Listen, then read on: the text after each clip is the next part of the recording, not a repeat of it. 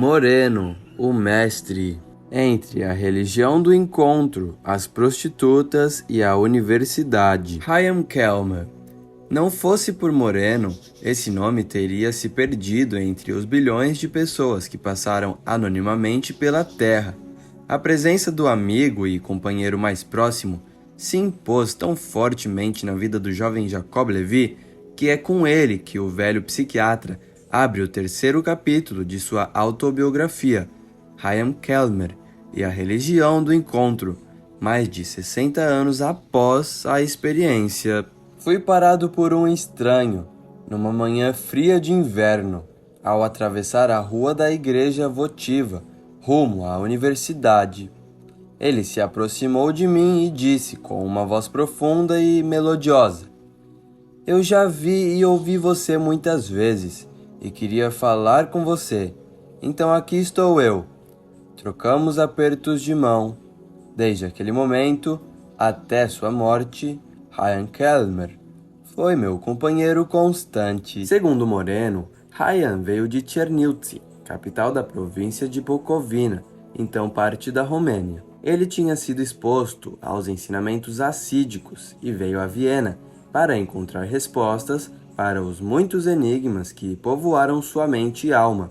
Também era tutor e, com Jacob Levy, parou de cobrar por seu trabalho. Hyam também visitava as pessoas e lhes dava conselhos, tentando ajudá-las a resolver seus problemas. As pessoas ligavam para ele sempre que precisavam. Frequentemente insistiam em dar-lhe dinheiro por sua ajuda, mas ele sempre recusava, dizendo: "Só há uma coisa que posso aceitar. Temos um fundo para o aluguel de uma casa na cidade, para pessoas que precisam de abrigo. Dê o dinheiro ao fundo." Assim, a religião do encontro ganhou vida entre 1908 e 1914, diz Moreno, acrescentando que eram 5 jovens, seu grupo de seguidores e ele, todos comprometidos em compartilhar o anonimato, amar e dar, viver uma vida direta e concreta em comunidade com quem encontrávamos. Deixamos nossas casas e famílias em direção à rua. Permanecemos sem nome, mas facilmente reconhecíveis por nossas barbas e nossa abordagem calorosa, humana e alegre a todos que chegavam.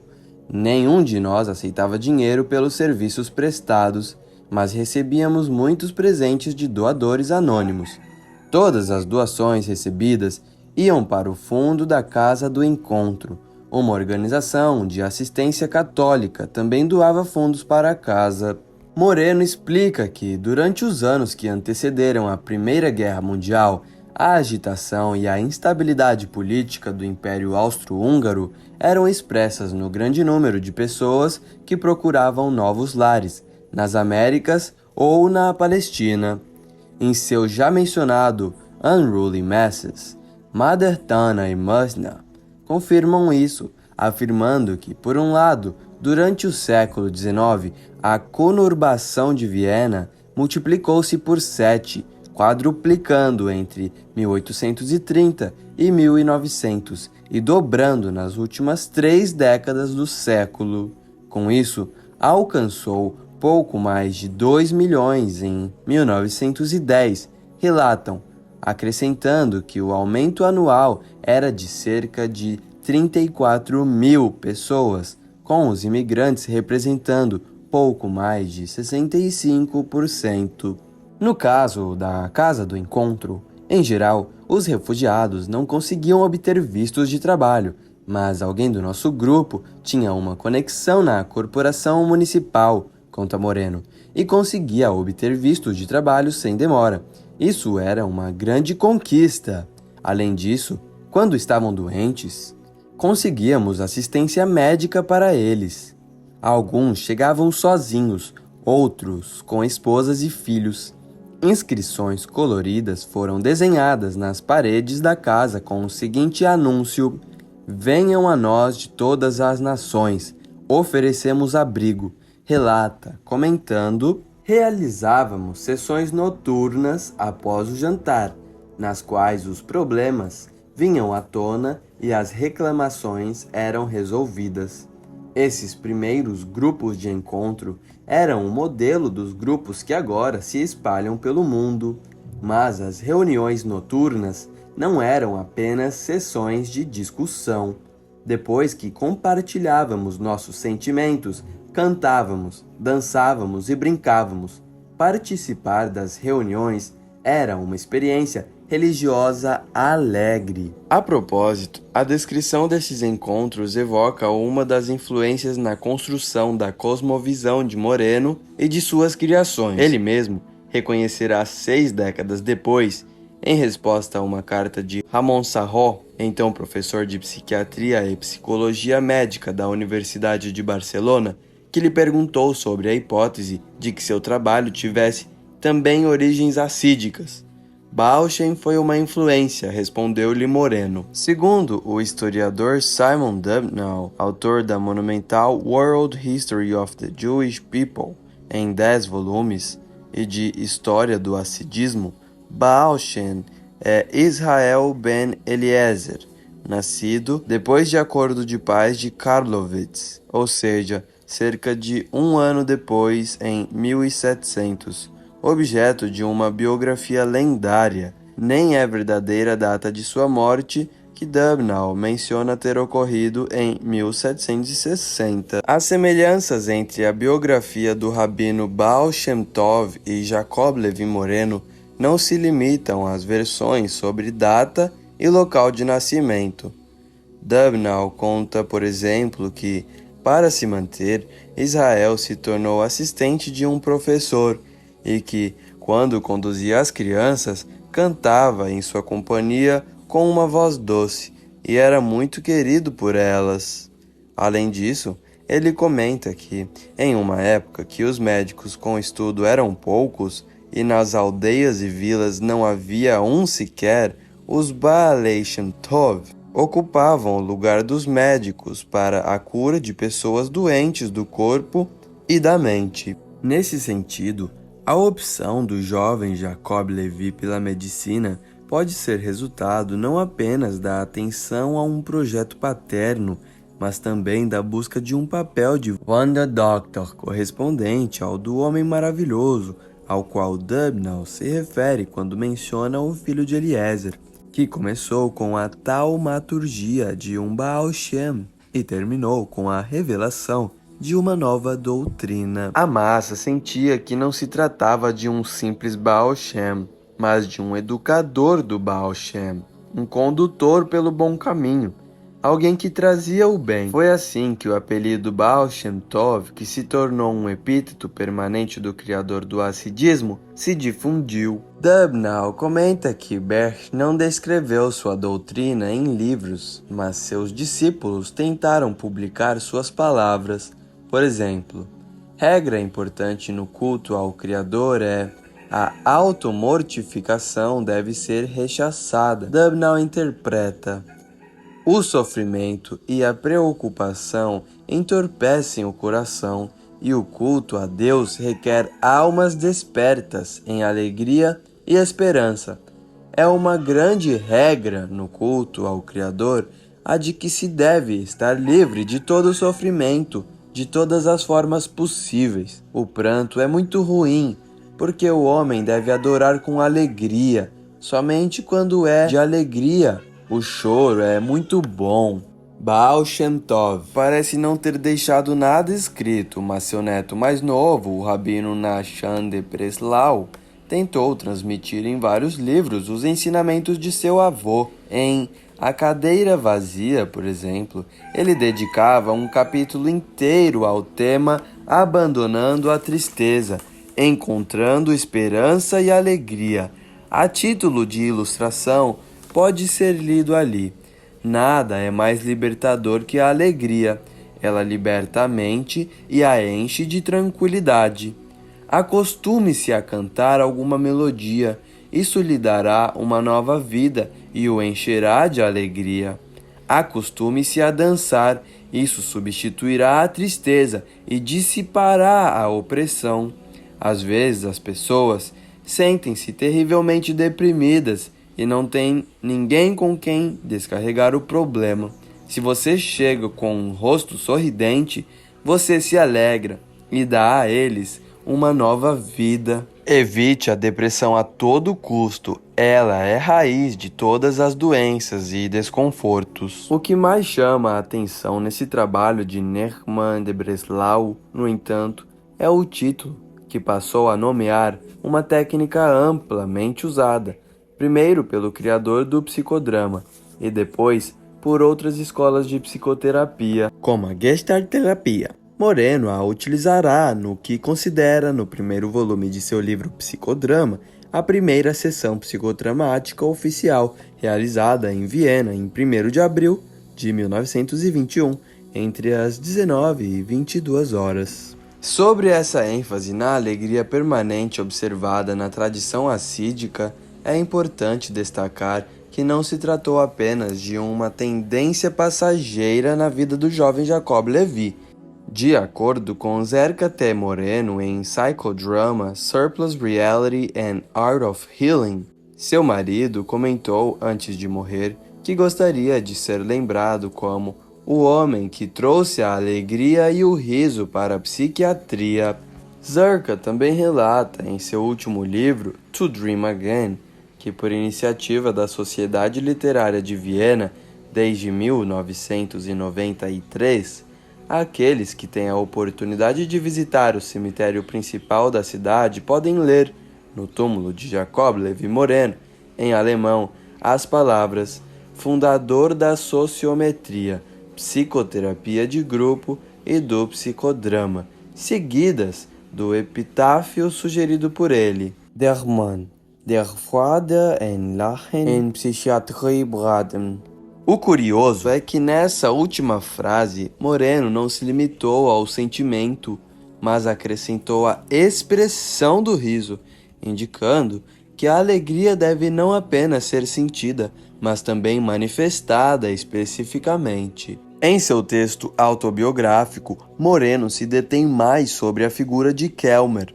Além de explicar seu papel como professor desde cedo, Moreno destaca outro elemento encontrado na origem do psicodrama como método de mudança psicossocial, a filosofia do aqui e agora. Como judeu, Chaim Kellmer havia inicialmente expressado sua adesão ao zionismo, um fenômeno que, segundo Marcia Rosenbild, emergiu como um forte movimento político somente após a publicação em 1896 do The Jewish State por Theodor Herzl, um importante jornalista vienense, editor do folhetim Neue Freie Presse e judeu assimilado. Para Rosenbild, a visão de Herzl era simples. Sobre o antissemitismo, ele pensava que era um problema insolúvel para judeus na Europa e que a única solução seria os judeus estabelecerem seu próprio Estado. Ele comenta que, até sua morte prematura em 1904, Herzl estava negociando com reis e sultões uma carta para uma pátria judaica na Palestina. A propósito, no primeiro encontro que teve com Kellmer, Moreno conta que seu novo amigo lhe comentara 3 coisas que o atormentavam: ensinar ou não filosofia, trabalhar com as mãos em vez de ensinar e seguir ou não o objetivo zionista. Eu estava pensando em guardar meus pertences e trabalhar em uma das colônias de lá. Moreno então acrescenta: de repente, ele olhou para mim e disse: mas por que ir tão longe? A conclusão de Moreno sobre a decisão de Kellmer é clara. Esse era o significado do aqui e agora. O aqui era específico e concreto. O agora era específico e concreto. Trata-se de uma situação com a qual um homem se comprometeu, da qual não foge. Na sequência, Moreno diz: logo, Ryan recebeu seu diploma de doutor em filosofia. Terminei, disse ele. Aqui está o meu diploma, e rasgou-o diante dos meus olhos. Eu não estou indo para a Palestina. Não sei por que tenho de ir tão longe. O mundo está aqui, assim como está lá. Há terra aqui que precisa de mãos para ser cultivada. Tento encontrar o judeu em mim mesmo e não consigo encontrá-lo. Talvez alguém possa fazer isso. Acho que a Palestina está aqui, chutou o chão violentamente. Aceitei um emprego como lavrador em Kagram. Encontrei um bom e velho fazendeiro para quem trabalhar. Começo amanhã. A lição de vida que o amigo deixou para o jovem Jacob Levi foi inesquecível, segundo Moreno conta, 60 anos depois. Com o advento da Primeira Guerra Mundial, o ex-tuberculoso Kelmer, para a surpresa de todos que o conheciam, se ofereceu para servir como ajudante de hospital no exército austro-húngaro. Finalmente, ele foi designado a um lazareto. Seus amigos o viram no uniforme do hospital, indo de cama em cama, dando força aos soldados daqui, outra palavra ali. Algumas semanas depois, ele foi levado ao hospital com febre alta. Ele nunca se recuperou daquele ataque. Pude vê-lo novamente quando foi transferido para um hospital em Viena, pouco antes de sua morte. Ele foi enterrado em algum lugar perto de Kagram, em um cemitério rural. Ninguém sabe onde seus últimos restos descansam. Na introdução de seu livro inédito, Philosophy of the Here and Now, Moreno destaca as façanhas de Kelmer como uma das experiências extraordinárias de nosso grupo. Seu amigo abandonou a faculdade e passou de filósofo e escritor a lavrador. Ele interrompeu o contato com todos os seus amigos e livros. Nunca mais escreveu uma linha. Apenas viveu em comunhão com uma família de camponeses, a qual se juntara. Até o fim, acrescenta Moreno, não houve nenhuma pretensão em seu modo de vida. Era apenas seu profundo desejo de viver uma vida diferente daquela que lhe foi atribuída. Trazendo novos elementos para a compreensão da experiência de seu grupo na Casa do Encontro, Moreno comenta, em uma das versões de sua introdução à Philosophy of the Here and Now, que este livro é um relatório sobre a vida e o objetivo de uma sociedade de jovens mais ativa entre 1910 e 1914, imediatamente antes do estouro da Primeira Guerra Mundial. Eles se autodenominavam caprichosamente a Sociedade dos Pais, em contraste com as Sociedades dos Irmãos. Na realidade, não era uma sociedade no sentido de uma organização formal. Uma organização no sentido humano, social e jurídico ia contra o próprio princípio de seu pensamento. Para eles, a única organização que tinha esse mérito era todo o cosmos. Então, por que adicionar outra organização a ela? Parecia supérfluo e um insulto ao espírito da verdade. Mas eles se chamavam de pais por uma razão muito relevante. Irmãos. Para ser irmãos, precisa ter um pai em comum. Sua identidade como irmãos depende de um fator externo, o mesmo ancestral imediato. Mas, se fossem pais, seriam as realidades definitivas. Pensavam que cada um deles tinha estado lá no começo do mundo e que eles eram, portanto, os criadores do universo. Por isso, compartilhavam a responsabilidade de seu bebê comum, o cosmos. Na sequência, a descrição de Moreno sobre o comportamento do grupo não deixa dúvidas quanto à sua semelhança com grupos de hasidistas que, segundo Dubnow, sofreram severas perseguições e críticas por décadas, desde meados do século XVIII, por seus gritos e movimentos extravagantes. Dubnow reproduz a queixa de um dos rabinos mais antigos, e eles inventam e gritam e pulam pelas montanhas e cantam ao rezar. Seus atos são extravagantes, movem as mãos de um lado para o outro e balançam como árvores na floresta. Já sobre os membros de seu grupo da Casa do Encontro, diz Moreno, eram cheios da ingenuidade das crianças, marchando pelas ruas de Viena, rindo e cantando como um bando de atores, mesmo que fosse um assunto sério o deles. Havia uma determinação fanática neles de mostrar a todos os interessados que haviam encontrado uma resposta para o mistério da vida em sua própria existência. Seu comportamento aberto pode ter sido cheio de sintomas patológicos aos olhos de um observador orientado à psiquiatria, excentricidades, exibicionismos, calor e afeto excessivos, amor por pessoas totalmente desconhecidas e indiferença às relações de sangue e aos conhecidos. Mas, no contexto da ciência do ser a qual aderiram, não havia patologia objetiva real, ou pelo menos não se avaliava como tal.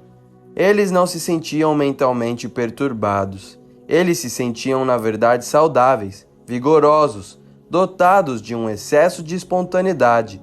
Amor e espontaneidade parecem se recompensar. Quanto mais espontaneidade era gasta, mais ela parecia crescer.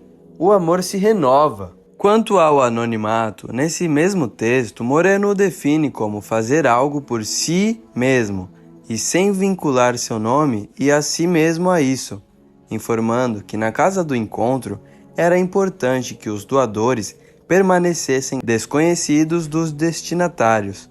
O anonimato, o silêncio, a bondade e a caridade eram os princípios sobre os quais a modesta empresa foi fundada, diz ele, acrescentando que eles não eram conhecidos por nenhum nome, exceto você, ele e eles. Além disso, ele relata, éramos facilmente reconhecidos por sinais externos, a barba, andando descalços e com a cabeça descoberta. Em Viena, antes de 1914, ele explica, estar na rua sem chapéu era uma espécie de nudez. Nesse mesmo texto inédito, o psiquiatra já maduro também oferece importantes dados conceituais sobre o existencialismo, uma das raízes de suas criações. Viena é uma cidade de berços.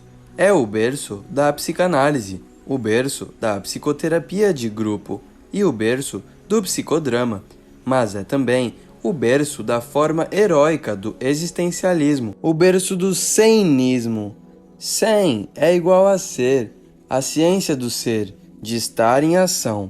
Foi além da mera filosofia e da fenomenologia do ser. A ideia de ser o ser na realidade foi vivida e incorporada por algumas figuras históricas. Era uma religião moderna da terapia e da prática. No manuscrito original, Moreno acrescenta a mão, o psicodrama existencial. Anos depois, em Barcelona, a revista trimestral Psiquiatria e Psicologia Médica publica o artigo Psicodrama e Existencialismo, assinado por J.L. Moreno, da Universidade de Nova York. Nele, o autor retoma praticamente os mesmos termos de suas anotações desde o início dos anos 1950, referindo-se a uma das tentativas mais focadas em direção a uma vida heróica conhecida desse autor, que uniu um alto grau de consciência à ação, integrando a existência com um conhecimento claro e justo de sua dinâmica,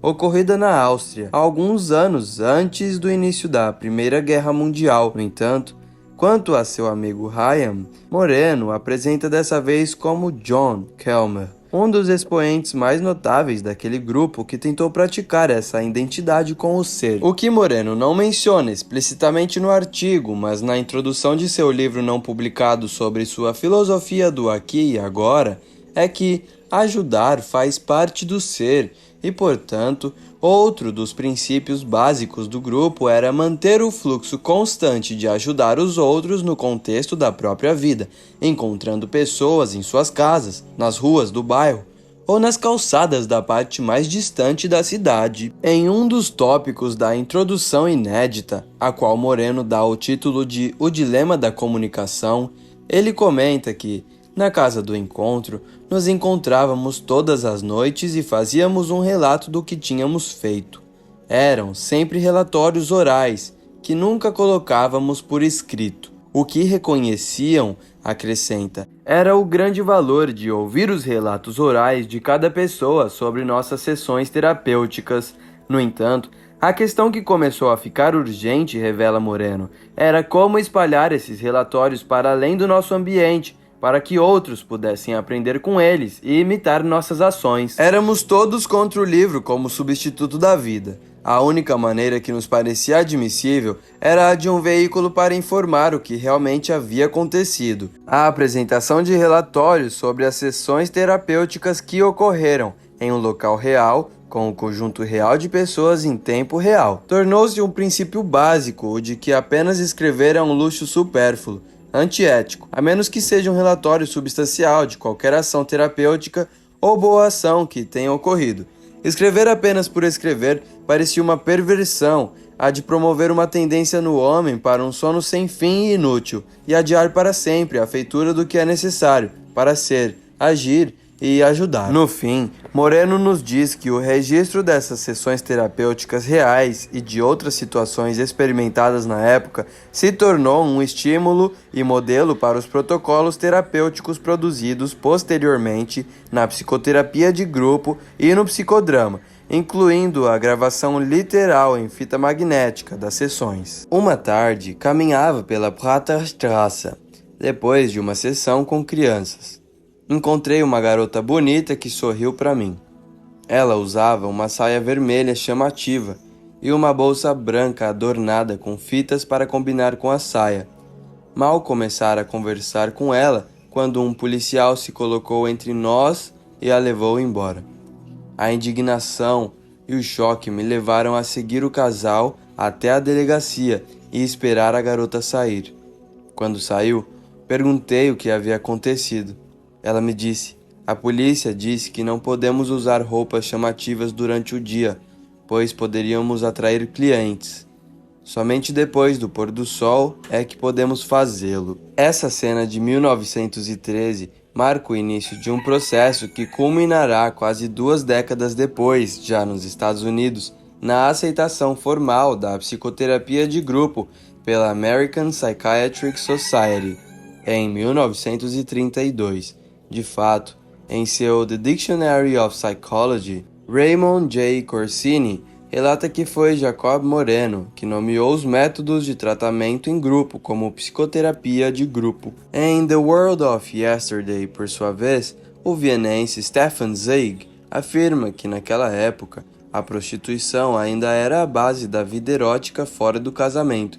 Em certo sentido, comenta, constituía uma abóbada subterrânea escura sobre o qual se erguia a magnífica estrutura da sociedade de classe média, com sua fachada impecável, radiante. Zweig fala da extensão gigantesca da prostituição na Europa antes da Guerra Mundial, comentando que as calçadas de Viena estavam tão cheias de mulheres à venda que era mais difícil evitá-las do que encontrá-las. A disciplina estrita, a vigilância implacável, o ostracismo social, acrescenta, aplicavam-se apenas ao exército de milhares e milhares de pessoas que defendiam, com seu corpo e sua alma humilhada, um dano moral antigo e há muito minado contra o amor livre e natural. Para Moreno, a mudança na situação das prostitutas teria de começar por elas mesmas. Em sua autobiografia, ele conta como o processo ocorreu. Comecei a visitar suas casas, acompanhado por um médico, Dr. William Glenn, especialista em doenças venéreas, e por Karl Colbert, editor de um jornal de Viena, Der Morgen. Nossas visitas não eram motivadas pelo desejo de reformar as meninas, nem de analisá-las. As meninas suspeitaram de nós, a princípio porque as instituições de caridade católicas em Viena tentavam intervir em sua vida com frequência. Também não estava procurando a prostituta carismática entre elas. Essa é a criatura da fantasia dos assistentes sociais, uma mulher forte e atraente que poderia ser induzida a mudar de rumo e a tirar as irmãs da vida de corrupção. Moreno comenta que tinha em mente o que Ferdinand Lassalle e Karl Marx havia feito pela classe trabalhadora, tornando os trabalhadores pessoas de respeito, dando-lhes um senso de dignidade, ou seja, eles os organizaram em sindicatos, o que elevou o status de toda a classe, afirma, imaginando que algo semelhante poderia ser feito pelas prostitutas.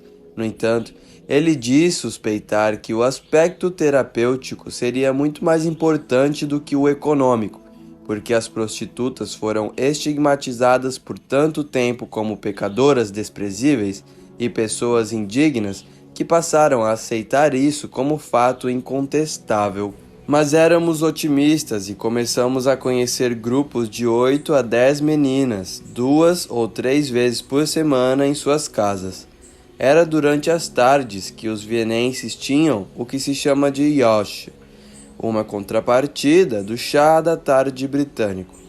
Café e bolo eram servidos e nos sentávamos ao redor de uma mesa.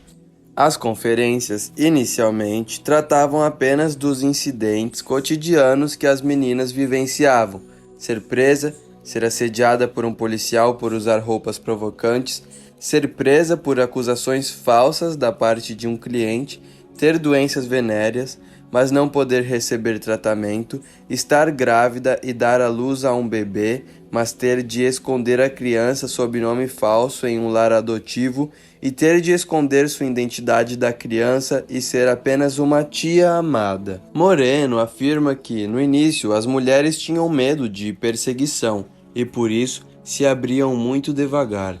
Mas quando começaram a ver o propósito do grupo e que era para seu benefício, se aqueceram e se tornaram bastante abertas. Ele mesmo comenta que os primeiros resultados foram bastante superficiais. Conseguiram encontrar um advogado para representá-las no tribunal, um médico para tratá-las e um hospital onde eram admitidas como pacientes. Gradualmente, começaram a reconhecer o valor mais profundo dos encontros e, com isso, foram capazes de ajudar-se mutuamente. No fim de 1913, as prostitutas tiveram uma reunião em massa em um dos maiores salões de Viena, o Sophiensaal. Dessa vez, havia uma organização real com oficiais eleitas. Dr. Green e Sir Colbert estavam no palco. Eu estava lá apenas como civil e fiquei na plateia.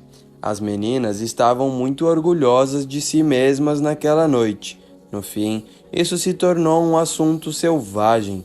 Houve um conflito entre cafetões e prostitutas. A polícia finalmente invadiu a sala e dissolveu a reunião.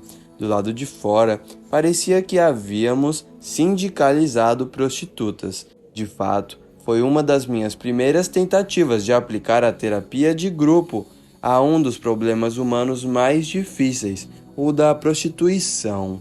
Fundada em 1365, segundo a britânica, a Universidade de Viena é considerado a instituição mais antiga de nível superior no mundo de língua alemã, de acordo com William M. Johnson, autor de The Austrian Mind, An Intellectual and Social History. Viena reinou como capital médica do Império Habsburgo, tornando-se a Meca de medicina, expressão formulada pelo médico alemão Rudolf Virchow.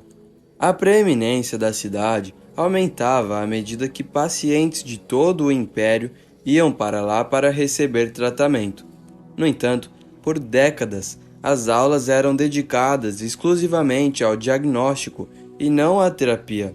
Os alunos aprendiam realizando exames post-mortem, seguidos pela discussão crítica, conhecida como epícrise.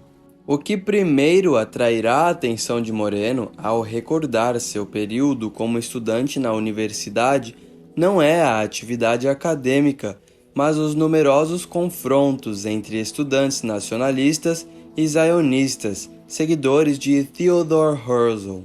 Sem mencionar a data, ele diz em sua autobiografia: certa manhã, quando estava tentando entrar na faculdade, encontrei a Ringstrasse bloqueada por um cordão de policiais a cavalo e a pé. Ninguém era autorizado a passar. Os nacionalistas tinham notificado o reitor e os decanos dos departamentos da universidade, assim como todos os outros estudantes, de que os judeus não teriam permissão para participar das aulas. Os judeus não teriam também acesso aos espaços da universidade. Se um judeu tentasse entrar, seria espancado e expulso. A Universidade de Viena, um centro mundial para acadêmicos, especialmente conhecido por sua faculdade de medicina e seus institutos de ciências, virou um caos. Todos os esforços de reconciliação falharam. Tentei mediar a disputa por um tempo. Ocupava uma posição de liderança na comunidade universitária. Minhas atividades proféticas religiosas, aparentemente misteriosas, e meu grupo de discípulos me davam um status incomum. Eu era uma pessoa fora das guerras políticas que assolavam a universidade. Na verdade, ninguém realmente sabia quem eu era. Os nacionalistas pensavam que eu era alemão. Os judeus pensavam que eu era um judeu. Ninguém realmente sabia. A disputa finalmente chegou ao fim. Não tenho certeza de como, mas terminou em paz. Moreno também comenta que, na realidade, os estudantes judeus eram apenas uma pequena porcentagem da população estudantil, mas Stephen Boller, em sua já mencionada Vienna and the Jews, é mais preciso. No fim de 1880, os judeus compunham um terço de todos os estudantes da universidade, embora tenham sido um pico que foi reduzido em 1904 para pouco menos de 24%. Segundo Moreno, os estudos médicos em Viena duravam de 8 a 9 anos. Primeiro, era preciso completar 3 anos de filosofia. Realmente, um currículo de artes liberais. Entre outros cursos estudados, ele menciona química, física, matemática, estatística e psicologia. Especificamente na área de medicina, cita fisiologia, anatomia, histologia, neurologia, obstétrica, ginecologia, pediatria, cirurgia e patologia. De seu período na universidade, Moreno mantém principalmente seu estágio na clínica do psiquiatra e neurologista Julius Wagner Jauregg, os confrontos estudantis no grande hall de entrada e sua liderança diante do professor de anatomia tirano Julius Standler. Sobre Wagner Jauregg, mais tarde agraciado com o Prêmio Nobel de Medicina em 1927, por sua terapia de paralisia cerebral por inoculação da malária. Moreno afirma que ele não era realmente um psiquiatra, mas um neurologista, interessado apenas no lado físico da psiquiatria, na linha de Kraepelin. Ele também era um aristocrata cuja atitude distante, superior, o colocava em um reino muito distante de quem trabalhava com ele. Também era um professor tedioso, que colocava seus alunos para dormir. Seus pacientes tinham pavor dele. Grande e forte, agarrava pacientes pelo braço com garras de lutador. Secretamente, era um campeão de luta livre. Certa vez, usando uma máscara, ele foi a uma luta em que o campeão russo estava lutando e o desafiou para uma partida. Von Jauregg venceu a luta, optou por permanecer anônimo e deixou os fãs de luta vienenses perplexos por anos sobre o evento. Quanto ao hall de entrada da universidade, Moreno conta que todas as manhãs estava cheio de centenas de estudantes fervilhando de entusiasmo, comentando que, em um canto, havia um grupo de estudantes de uniforme do Deutsche Nationale Partei, precursor do movimento nazista, e que no outro canto, de maneira bastante defensiva, se reuniam os zionistas. Na parte inédita de sua autobiografia, ele narra: "Uma manhã, eu estava de pé, apoiado em uma coluna, vendo quem passava. Muitas pessoas me olhavam com curiosidade, imaginando por que eu via e agia de maneira tão diferente de todos os outros alunos. Eu usava, como sempre, minha capa verde. Ninguém era capaz de definir as funções desse manto. Obviamente, uma roupa de baixo custo, usada com a ostentação do profeta. Havia também a barba loira, que me fazia parecer ainda mais com uma nova edição de Jesus de Nazaré. Hans, meu amigo íntimo e seguidor, parou na minha frente. Me surpreendeu. Eu não esperava vê-lo naquele dia. Ele também usava uma barba escura e encaracolada, que florescia em seu rosto. Respondi à urgência de sua atitude e saímos correndo do hall.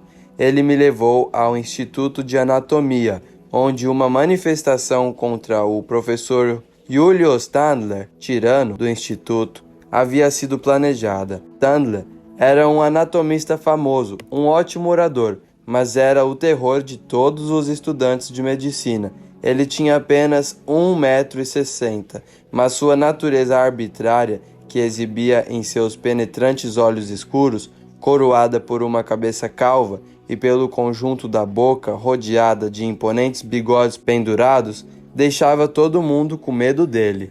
Moreno diz que, antes que o professor pudesse começar sua aula, ele avançou no centro do anfiteatro e fez uma breve declaração. Você, professor, está em uma posição forte. Não temos armas contra você. Somos indefesos. Queremos um tratamento justo e equitativo. Segundo Moreno, na sequência, Tandler pediu que ele mediasse as relações entre ele e os outros alunos e se comprometeu a moderar seus métodos de exame, o que fez durante um semestre inteiro, pelo menos. A interpretação de Moreno sobre seu papel emergente como líder foi ter intuitivamente sentido sua preocupação coletiva e ter sido capaz de articular suas necessidades e aspirações com rapidez e simplicidade. Concluindo, tornei-me o homem misterioso da universidade, o porta-voz de seus interesses básicos, mas ainda assim mantive distância deles. Moreno aproveita o equilíbrio crítico de suas experiências com Wagner e Aureg, e no Hospital Psiquiátrico Steinhoff, onde fez seu estágio, para resumir seu sentimento também em relação à universidade. Eu me opunha à prática de experimentação em pessoas indefesas, como fazíamos. Lembro-me do meu tempo lá como um período de grandes conflitos internos. Além da ética médica, von Jorreg e eu estávamos do lado oposto em quase todos os aspectos. Nunca tivemos conflitos manifestos, mas o mais cortês dos relacionamentos. No geral, meus sentimentos sobre von Jorreg e o hospital apenas intensificaram meus sentimentos sobre a faculdade. Era um lugar frio, formal e rígido. Eu estava interessado na vida, na criatividade e na espontaneidade, na natureza, nas crianças. Ele era um sonhador, um filósofo, um metafísico, um humanista que foi o primeiro a experimentar psicoterapia de grupo entre prostitutas. A universidade era apenas um meio para um fim para mim. No entanto, ainda faltava uma aula fundamental para a sua experiência na universidade, que discutiremos no capítulo seguinte, uma conferência sobre sonhos telepáticos, ao final da qual ocorre seu emblemático encontro com o professor Sigmund Freud.